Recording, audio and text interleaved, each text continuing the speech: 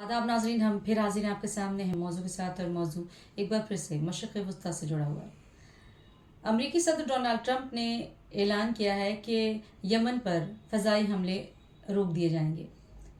ऐसा उन्होंने इसलिए कहा क्योंकि उनका मशरक़ वस्ती का हाल ही में दौरा होने वाला है, और इस दौरे से कबल उन्होंने ये ऐलान किया कि यमन पर हमले रोक दिए जाएंगे।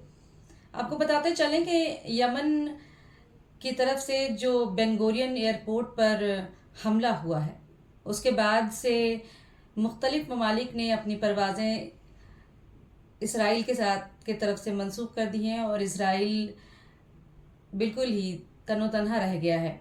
और इस ऐसे में अमरीकी सदर का दौरा होना है, और कहीं ना कहीं आपको बताते हैं कि कहीं ना कहीं अमरीकी सदर को इस हमले से कहीं ना कहीं खौफ है।